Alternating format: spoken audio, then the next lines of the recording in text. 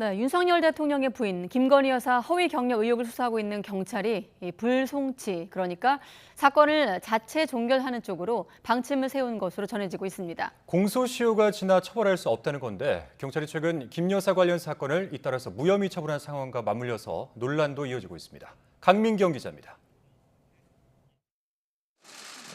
지난해 말 대선 전국 당시 김건희 여사가 과거 허위 경력을 기재하고 대학 교수로 임용됐다는 의혹이 제기됐습니다.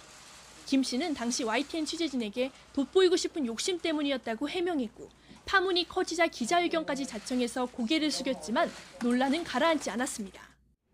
일과 학업을 함께하는 과정에서 제 잘못이 있었습니다.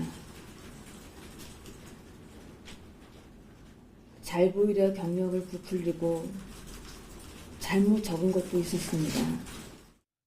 당시 시민단체들은 사기와 사문서 위조 행사, 업무방해 혐의 등으로 김 여사를 고발했습니다.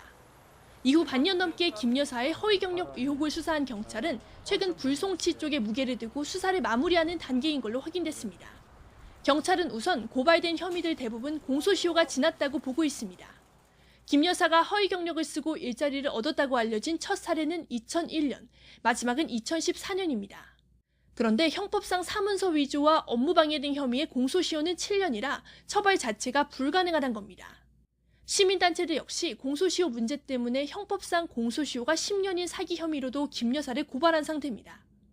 그러나 경찰은 이 부분 역시 사기죄 구성 요건을 성립하는지 불투명하다고 판단한 걸로 알려졌습니다.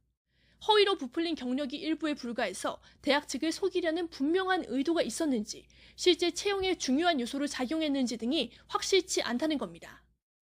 이에 따라 경찰은 이르면 다음 주쯤 김 여사의 허위 경력 의혹 사건을 공소권 없음으로 종결할 걸로 보입니다. 이외에도 경찰은 최근 김 여사가 관련된 사건들을 잇따라 불송치 결정으로 매듭짓고 있습니다.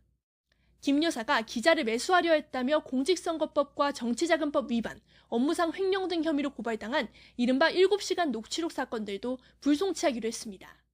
김 여사가 모친과 공모해서 사문서를 위조했다는 혐의 역시 이미 증거 불충분으로 종결했습니다. 잇따른 불송치 결론에 야권 등에서는 경찰이 봐주기 수사를 하는 거 아니냐는 의혹도 제기되는 상황. 김 여사를 고발한 시민단체들 역시 경찰 결정에 불복해서 속속 의의 신청을 하면서 김 여사를 둘러싼 논란은 쉽게 가라앉지 않을 전망입니다. YTN 강민경입니다.